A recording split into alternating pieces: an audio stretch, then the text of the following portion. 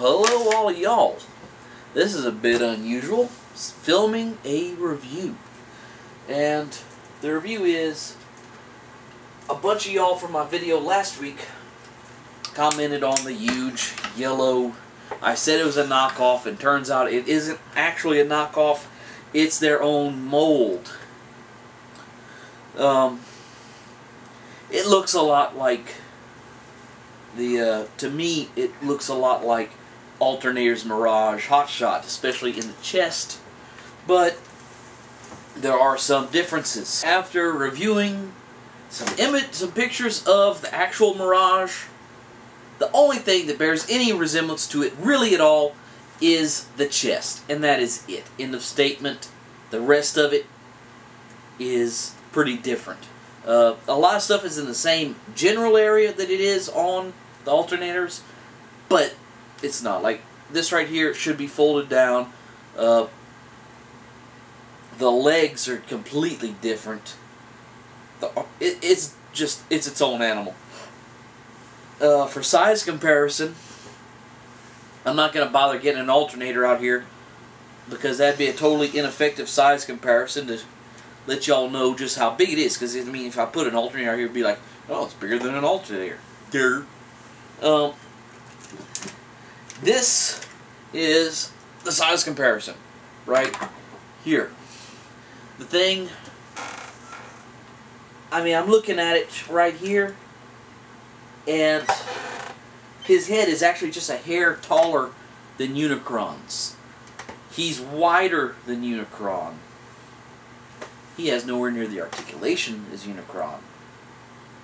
He's about half the price of Unicron. Yes, so we have a planet-sized Ford GT right here. And one thing that surprised me, I mean, this thing's made in China, but it's got the stuff on the package saying it is an actual Ford licensed toy. I mean, if you zoom in here on, let me see here, on the head, if you can see right there in there, he's actually got a Ford logo in his forehead, and he's got a button right here, and he's got machine gun eyes or something. But the Ford logo lights up pretty nice. Y'all could probably see it right there better. From the back, it's pretty much just the top of the car.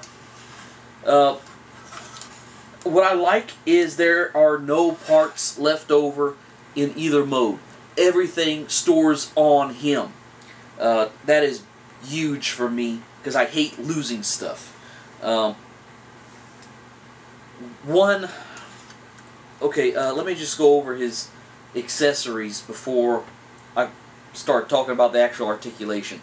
The deck lid for the rear, this right here makes a shield that goes on this arm. Let me just go ahead and pop that off, get it out the way. It's ginormous, so it gets in the way. But that's just the nature of the beast. This over here, the front of the car makes this, I'd like to say it's an axe, or it's got 3 points, so I guess it's a trident, but to me it seems more like an axe, just because it's so broad. If it would be narrower, it'd be a good trident. It's got a silver button right here on the inside. You hit that, and the stuff flashes and it makes the ba-doop-ba-doop-ba-doop sound. Oddly enough, there's a gray button right here that whenever you hit it, it makes the car starting noises, sort of. And if that button is held, the other button does the same thing.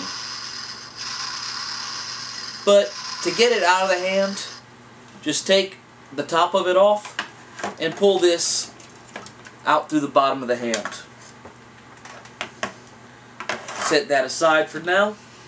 And his last accessory is this right here, that it slots into the top of the shoulder, but it also has a nice little handle that fits nicely into the hands. Stand up. I hate working from behind stuff, especially stuff this large.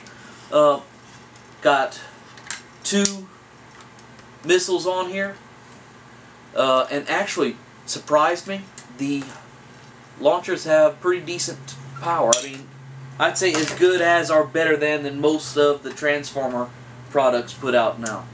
So now that we've got him, just him, the thing that stands out most is his weird elbows. I mean, if you have him like this right here, it's not as noticeable.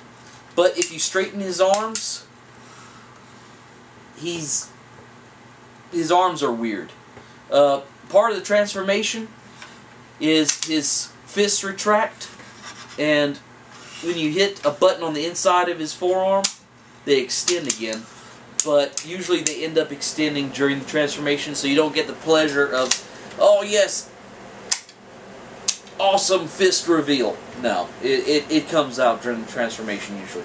The legs have pretty much normal articulation. They're not really sturdy enough to be able to stand on one leg. I'm sure if I messed with it enough, it would eventually, I'd be able to find some one-legged standing pose, but I'm not going to put the effort into it, and I'll tell you why in a little bit. Like I said, shoulders can't really go out that much because all this is riding on the same joint for the transformation. Has rotation in the upper arms, nothing in the elbows for obvious reasons, and the wrists rotate, so he can get his pistol out there and get a little gangsta style with it, but you know, get that back out the way. And really, that is pretty much it for his robot mode. Every single piece of the robot mode is on this right here. And this is the Jaguar that I showed last time, and this is roughly the same size as a regular alternator. So you can see the size comparison between this and a regular alternator. Big Bad Toy Store, when I bought this, I think was having a special on this thing for, I think, 20 bucks. And I would have to say this is my best $20 dubious quality toy that I've purchased. Because, I mean, this thing is, I've said it before, but it is nice.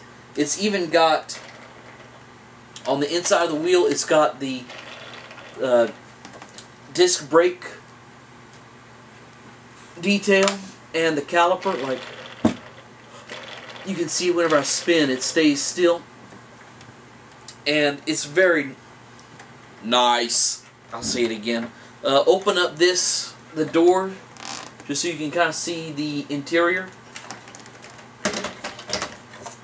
And whenever it shuts correctly, they stay shut very well. Dear Lord. But the interior on this is very nice. Chrome gauges, chrome all over this thing. In the, you might be able to see it, inside the seats, they have like chrome buttons in, like in the padding. The whole thing just, like I said, this is an actual Ford licensed product, and it shows. I mean, this thing has a better interior than just about any alternator that I can think of.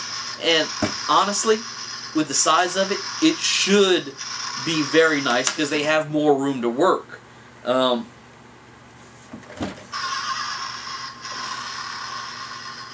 This guy is basically going to live in this mode right here just because, you know, the robot mode is big, it's fairly nice, but it's kind of clunky, where this is just very nice. The paint, where there's paint, is fairly nice. It does look like there's a little bit of dust. It's not that great. Like, I've got the Bioneltech tracks that I wanted for so long. Someone actually hooked me up with a yellow tracks. Thank you, dude. And the paint on that is just nearly flawless. This right here, it's got some flaws, but it's very shiny. The windows are fairly clear. I mean, they look like they've got a little haze to them, but still, for 20 bucks for a toy this size that looks this nice, I can live with it. So, this thing is mutated into a 25-minute video. Y'all have a good day. And on a side note, they're expecting snow tonight. In fact, about 30 miles north of here, it is snowing. So, snow in South Louisiana. If I was to go 5 miles south from here, I'd have to take a boat because there's no more land. And it's going to be snowing here.